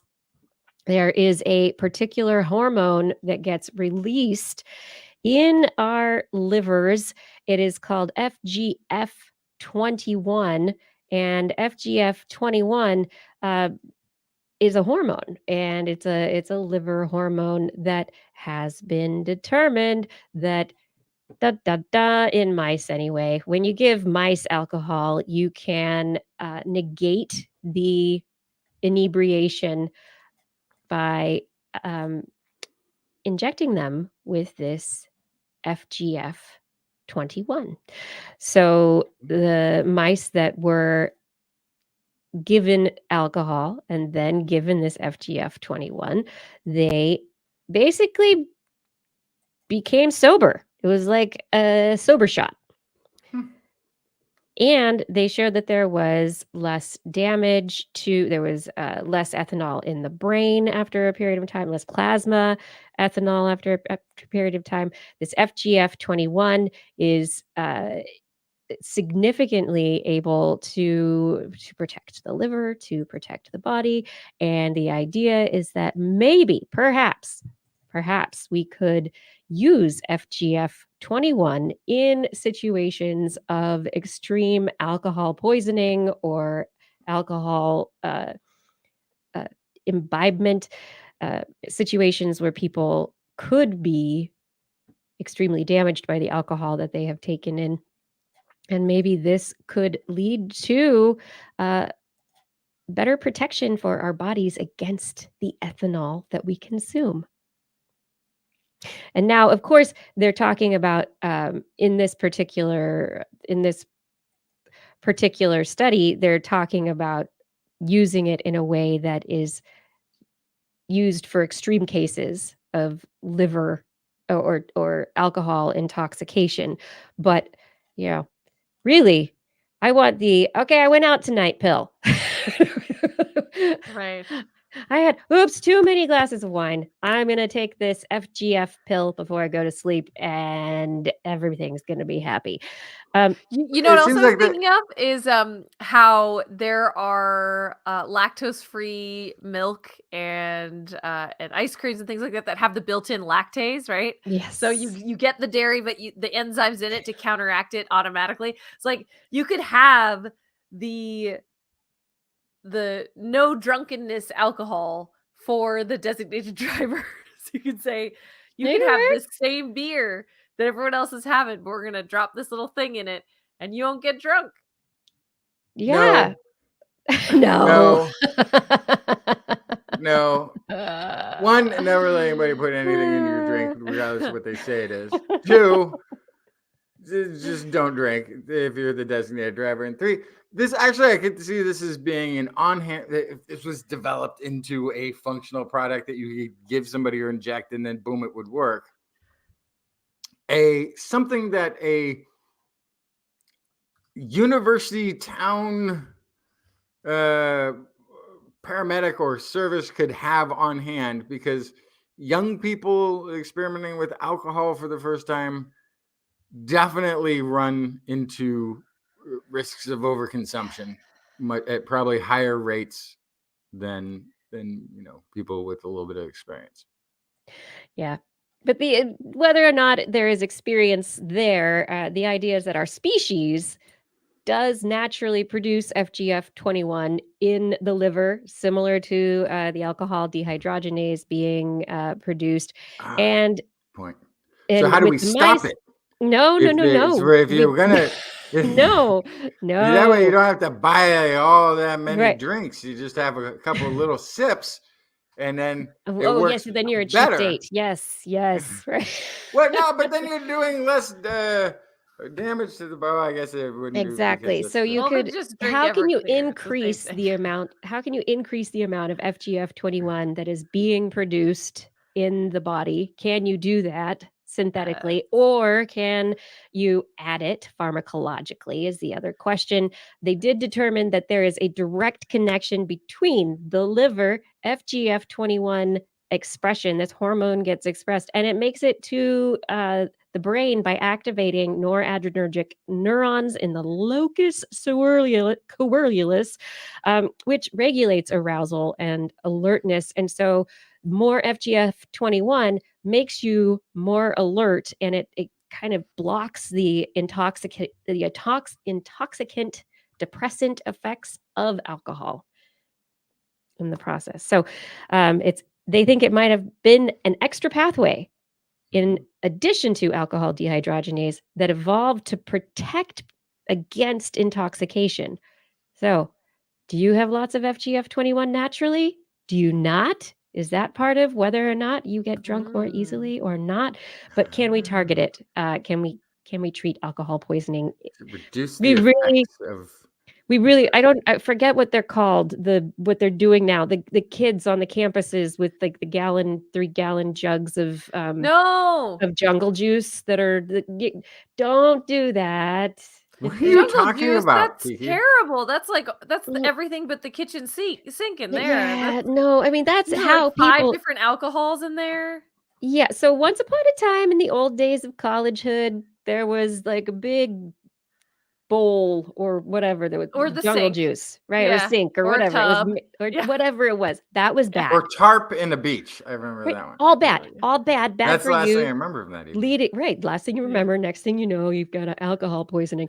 Well, now kids are they've got a new thing where because they don't want to be sharing all their cups and sharing the source of the alcohol, they have big plastic milk jugs or juice jugs that they're filling up with whatever no. they like. They're making their own jungle juice, and kids Ugh. across the country are experiencing lots and lots of alcohol poisoning. I mean, first step, just stop it. Yeah, just stop it. Don't do that just stop it. Don't do it in the first place. Second step, we don't have this FGF21 yet. So if you're going to get alcohol poisoning, it's really, really, really bad.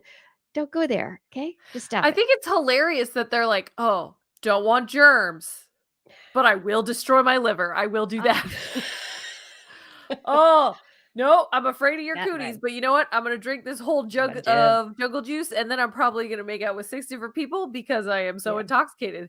What about Yeah. germs then? What about germs then? I don't know. But anyway, all of this is going to also kill brain cells, right? This alcohol poisoning. Certainly. You're killing things. Wait, Organs, what? Yes. Alcohol is Does that poison. I don't know happen? if you knew that. That's poison. Not it doesn't just depress the stuff. Like after a while, you drink enough of it, the alcohol poisoning part of it, alcohol poisoning part of it is very bad for cells around the body, not just liver, Well, brain cells too. but Yeah, that's where causes I am. yeah, but so this That's is me is the brain. right. I'm a So little squishy folded up thingy inside this skull. That's the only this thing that I consider me. yeah. So this study's for Oh, you, Justin. Researchers published their research into possible promises for the treatment of neurodegenerative diseases in Science Advances this last week, looking at what is termed mitochondrial pyruvate metabolism and how it activates quiescent adult neural stem cells. So there's this big activate. question as to whether or not when do you get new brain cells? Well, you're not growing new brain cells and having lots of new brain cells if you're poisoning yourself all the time. But perhaps if we know how to generate new neurons in the brain, we can perhaps treat some of the damage that is going on.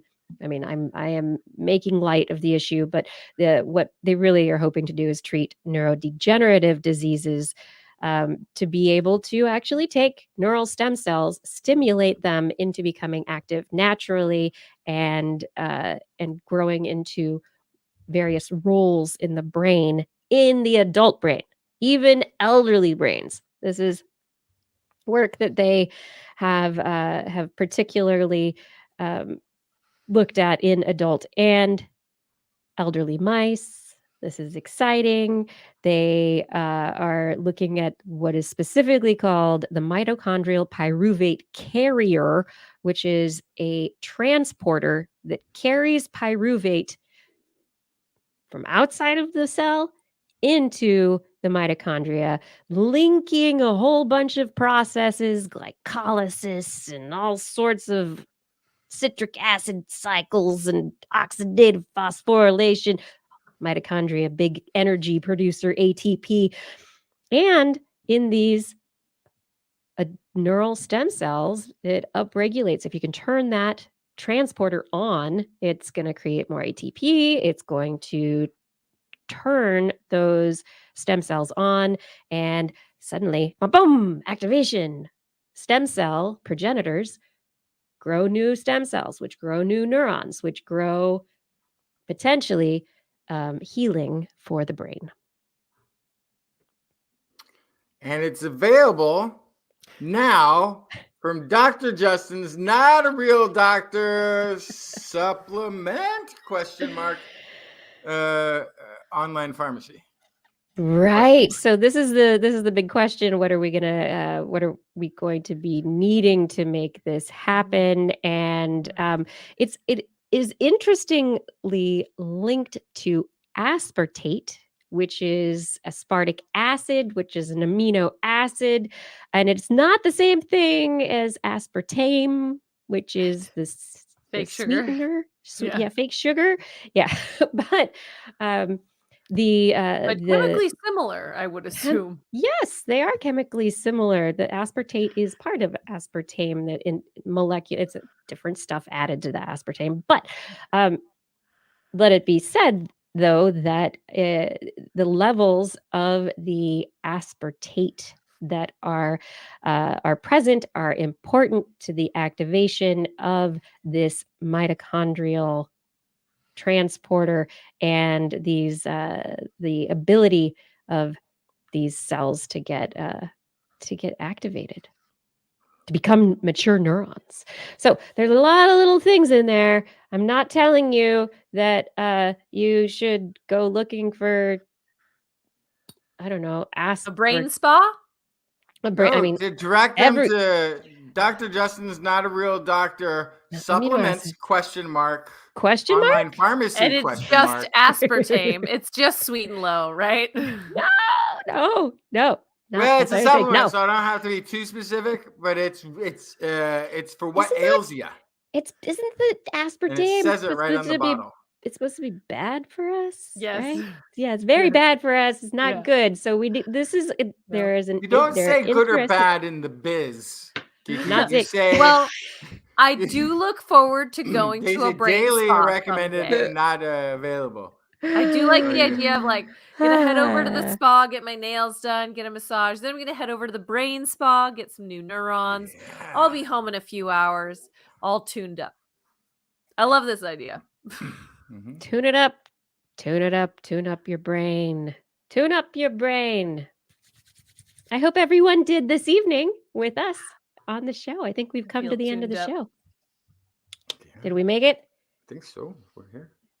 Okay, We're all cool. here. Check. We're all here. We all did this.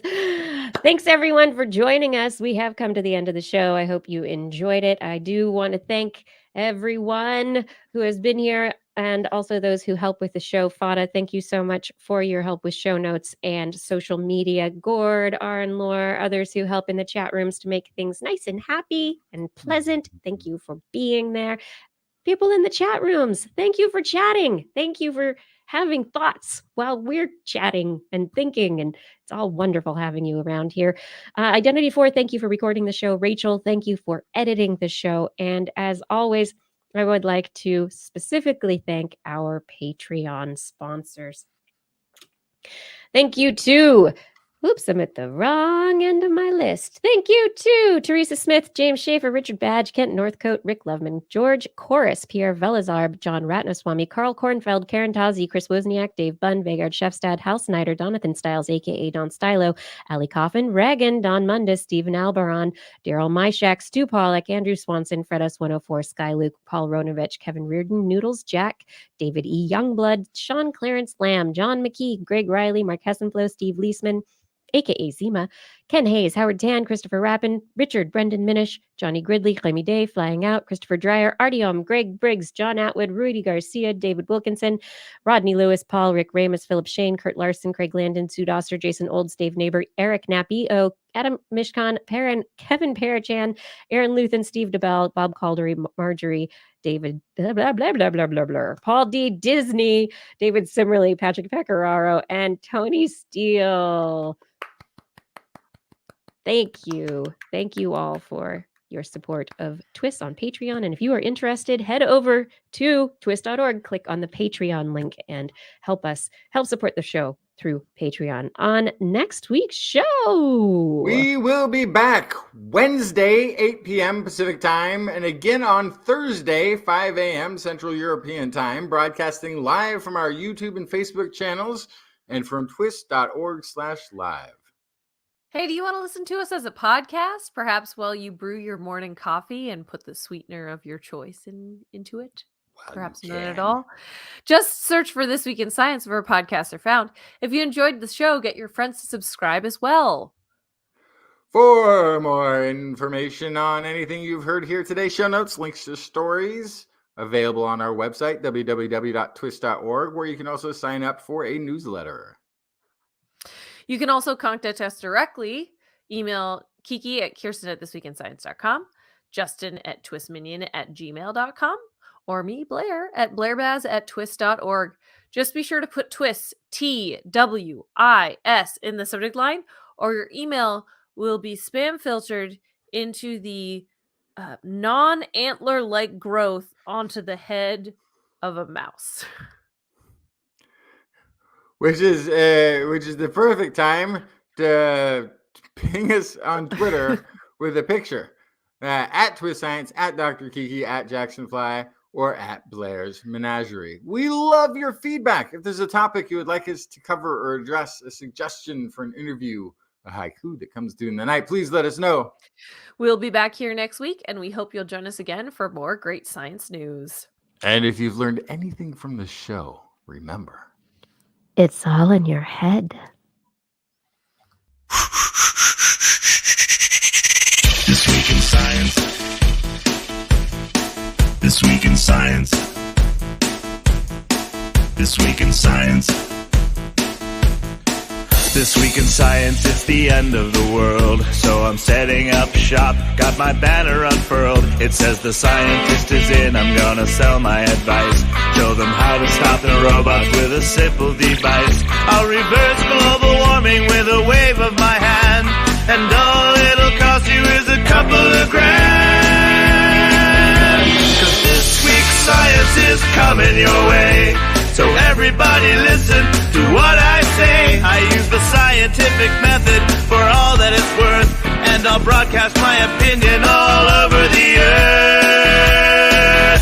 'Cause it's This Week in Science. This Week in Science. This Week in Science. Science. Science. This Week in Science. This Week in Science. This Week in Science. Science. Science. Science. Science. I've got one disclaimer and it shouldn't be news. That what I say may not represent your views. But I've done the calculations and I've got a plan. If you listen to the science, you may just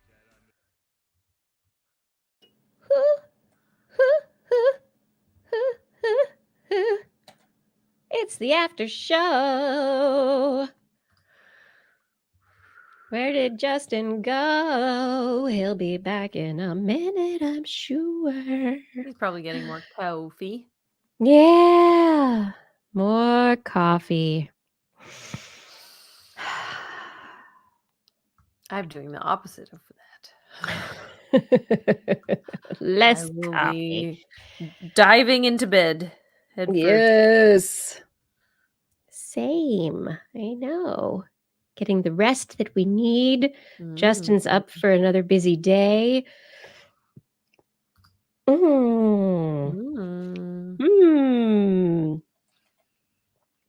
Justin. Whoa, what happened? I'm wondering, how busy are you today?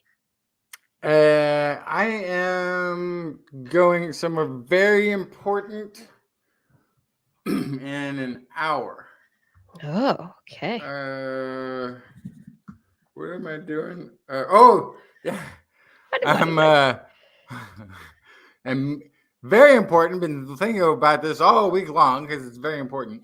Going to go visit the future daycare for the first time. Oh, Check that out, or potential future daycare for the potential future. Yes.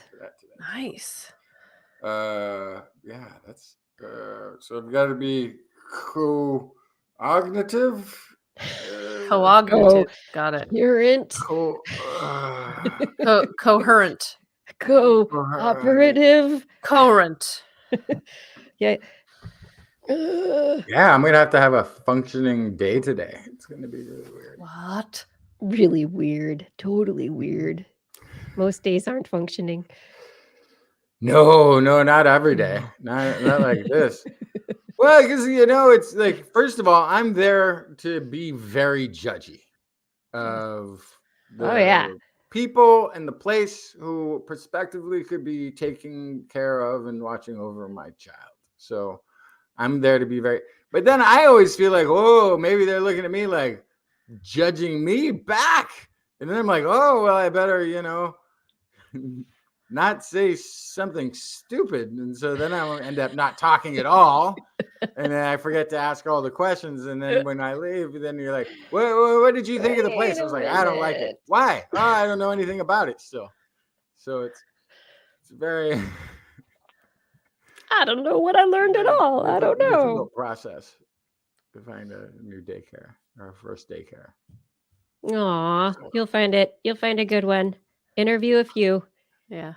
Let me guess, it's free over there. Would you? Yeah. Yeah. Yeah. I had a feeling. Yeah. Yeah. It's a different country. And when I say that, I mean like very different. Yeah, I've heard. In many ways. Yeah, it's very so many ways. Nobody's outlawing drag queens over there. No.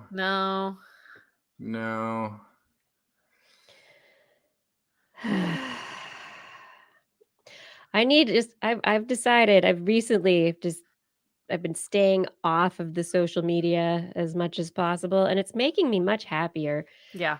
I don't know a lot of what's going on. I mean, I still get like my Google algorithm news feed that like sends me news. It's like for some reason it really, really, really wants to tell me stories about why the showrunner for um The Witcher did not get along with Henry Cavill Henry Cavill.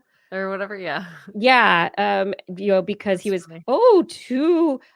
too excited about or too geeky about the show material. I don't know. Those are like Oh that's what I boy. get. And So stories about college yeah, students drinking jugs of jungle juice, which they have a whole new name for. They have like a whole, whatever. But those are yeah. the things that I'm learning about. But I scroll through them, but I'm so much happier not knowing about. I'm trying not to. I don't know. I don't know what people are doing unless maybe NPR tells me in the morning on the way to school. I don't know. I don't want to know things. Yeah.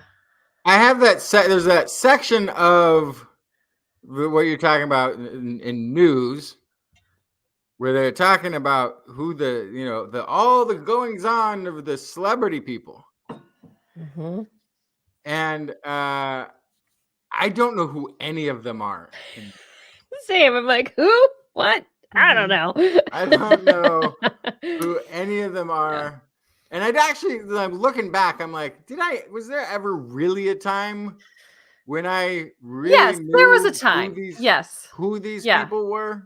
When it was Sure. Tom Hanks and Meg Ryan and Julia Roberts and Yeah, no, at the George time when, Clooney. like, I'm telling you, when they were like, oh, no, Tom Hanks and Julia Roberts are dating, I didn't know who they were because Really? part of it is actually because I'm actually have like name blindness to a great Mm. degree. Like I am constantly talking about that guy in Yeah. that Yeah. movie with the girl who was in the other movie with the plot. Like it's very like I have very hard time remembering just human names in general, let alone somebody who I don't actually know. Yeah. So Names are hard. yeah. Well, I feel like for me, it all happened when I was watching Saturday Night Live, and all of a sudden, I didn't know who the hosts were. I know. I'm like, Like, who? who's this Exactly. stranger I've literally never seen before? And unfortunately, I want to say that happened 15 years ago. Oh, Blair. It was, I think, the first time who probably like Harry Styles was on. I was probably like, who is this person? Yeah. I have no Right. picture in my head For Harry of Styles, that's who for the that is. best. Yeah, Yeah. it's for the best. So He split his pants at a performance. That's about Oh, all I did he? know about him. He Yeah. also maybe did I or know. did not spit on Chris Pine. So Whatever. What I think is really what I think is very interesting about all this though is that there was so this week there's a study that came out that said, "Oh, there's a reason why people stop keeping track of music after a certain age, why you get stuck like oh yeah. musically in a certain era." And I'm like, well, I don't know. I mean, I like music from my youth and everything, but I've been trying to keep I like music now. I like that I've been learning lots. I listen. I got lots of things, but it's the TV people, the movie people. I don't have any idea who they are. I'm not keeping up with popular culture on the like who are the actors and actresses except Yeah. for Tom Holland and Zendaya. I mean, that's Oh yeah. basically the They're only one they're I need to know. they're America's sweethearts. You gotta keep, they're even though Tom Holland's British, but still. Yeah, who? still. Exactly. What are you Spider-Man. talking about? I'm talking about Spider-Man. See, and then there's a perfect example. Uh, There's a perfect example because actually, I was gonna use it would be a great example if I could tell you who one of the actors' names were and from one of the movies, but I don't have any of them. You don't have any But of them? no, I don't have any. But I Not do have a Tobey complaint. Maguire? I do have a complaint about Spider-Man movies. Yeah. you could do more than the origin story. Yeah, well, Just that's a suggestion. the latest ones don't do the origin at Just all. a Yeah, they're suggestion. not doing the You origin could pick anymore. the story up Yeah. a I have a little feeling- later. I have a 'Cause I feeling feel you like haven't having done 5 origin in a movies while. of the same Yeah. origin story. But Justin, see, Unnecessary. they didn't. In the latest Spider-Man No, they didn't. iteration, they didn't do the Okay. origin at all. But they have different actors. Pretty awesome. So how Yeah. can you even tell? Well, how did they become Spider-Man? Justin, Then you there's a gotta- now you wanna multiverse. know. You don't even know. It's a multiverse. There's a It's the multiverse. whole thing. Come on, get with the times. It's sort of be like if we're gonna like go fight Darth Vader and the Death Star in more than one movie. Like, why would you? It's like if you do Darth that? Vader, Justin, it's like if Darth Vader Why would you confronted- bother making the same movie It's as with the if same cast of characters and the same but whole but object hold of the on, movie hold on. is destroying? Imagine Why do we if you have will. different Weapons burger state. Why would you make restaurants? more Why than do- one really? movie? Imagine, that Justin, same plot. imagine this script that Darth Vader all of a sudden is confronted by an adult Anakin Skywalker, a good side of the Force using Jedi Anakin Skywalker. Would that not be interesting? That would be a multiverse. Yes. Okay, I see what you're saying. So what we're gonna do is we're gonna stop the movie with all the plot and character development stuff going on, and these two are just gonna sit and talk and be like, "Wow, so what's it like using like the bad force?" I've always wondered. I was like, "Oh, you're not You supposed should to learn really that check stuff." out Yeah, you can do Spider-Man into the this, multiverse. You can do It's this, and pretty then good. you can like if you're mad at I get mad sometimes. I bet you do. Hey, you should listen to that. No, because that's how you end up wearing the mask all the time. Yeah, how'd you avoid the mask? I didn't. You're joking, but this is actually how movies work now. It is. Pretty much. There's 2 different Spider-Man movies that do that, actually. Stop it. Yeah. One by Sony and one by Disney. So, you know. Oh, that's a whole debate on its own. Yeah. I do want to bring up Harjar in the chat room on YouTube said to please keep Diana Physics Girl in our thoughts. And I do want to bring Diana Cowan up, who is Physics Girl on YouTube and has done amazing work through the years. We interviewed her on TWIS several years back.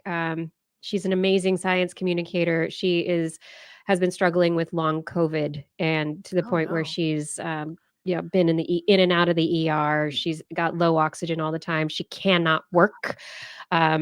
She's really, really struggling with the effects of long COVID right now. So if you hadn't been aware of that, I hope you are aware, and that possibly having the awareness to be able to understand that long COVID is something that people you never expect are struggling with it. And it is long. It can be long. It can be months long. It can be debilitating. And this is another reason why we all need to be taking care of each other.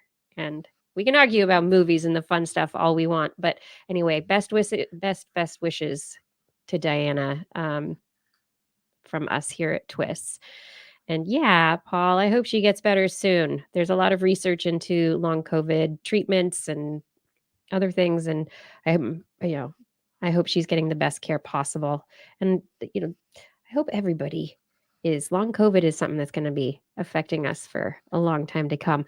Not to bring the conversation down to a low point, but just wanted to give, make sure that I didn't forget to say this because it's important. But yeah. But anyway, there's supposed to be, 3rd season of The Witcher. Last season for Henry. Hey, I heard this Harry Styles fella does a good job in that movie. And it's because he's so dedicated to the nuances of the mythology of this story that he stays in character and Yes. casts spells on people on set, and that's why they don't like him. Look at that, I did it. I'm all caught up. You're all caught up. You should be working for, I don't know, TMZ or Fandom Wire or whatever they do. Oh my goodness. Well, yeah. The paparazzi, we went out today and we filmed this guy getting out of his car. It looks like he's got dry cleaning. I don't know if he's famous or Who not. is this guy? He sure looks like he's having a normal day. That'd be great. Go around and just do paparazzi for just unsuspecting people in the wild. People would be like, why are you taking pictures of me? You would get attacked. People would be just, what are you doing? Just apply paparazzi mentality to people who should have no business getting pursued like this. Because they, in fairness, why not? Their lives might be interesting if we, put them under a microscope. Let's see. It's true. Everybody probably has something interesting going on. Yeah. And especially if you like microscopes and looking at things through microscopes, I mean, makes everything interesting. Let's take that little thing and blow it up really big and took a look at it. Yeah. That's fun. Blair, you look like you're tired. I'm melting. Okay. You're melting, and you, Justin, have important things to do. I gotta go. Yes. Oh, check out my pillow real quick. Oh, now you. Oh, great! Now we got a My Pillow salesperson on there. A TWIS pillow. Oh, I love it. Shop. The frog mouth. Yeah. That is so much better of a pillow than I've seen hawked on other shows elsewhere. I must say, Tawny. you Yeah, did a really good job. it's Tawny frog mouth pillow sleeping God, I love time those now. white Yes. It is in the Oh. shop. Amen. Bye. Bye. Zillow. Doop, doop, doop, doop, doop, doop, doop, No, doop. no, not Zillow. That's where you buy a Not- house. Oh my God. I'm tired too. Zazzle. Don't go to Yeah. Zillow to look for TWIS merchandise. You'll That is accidentally not order a gonna house work. instead. You're like, what did I charge for $1.6 million last night? Last night while I was doing my late night shopping. Oh, if you're gonna do late cool. night shopping, especially after drinking, go check out Dr. Justin's Not a Real Doctor supplements ? Question mark? Yeah, on the online pharmacy?mark.com, which says, Do there might they be a even thing. work? Don't actually go Question there. It mark. could be a thing. I don't even know. You throw out a thing like that, you think it's a Real joke, thing. and then you find out, oh gosh, I just sent somebody to some real scam site. Okay, say goodnight, Blair. Good night, Blair. Say good morning, Justin. Good morning, Justin. Good night, Kiki. Kiki. Good night, everyone. Thank you for joining us once again for another episode of This Week in Science. Can't wait to see you next week. Stay safe, stay healthy, and stay curious. At all times, remain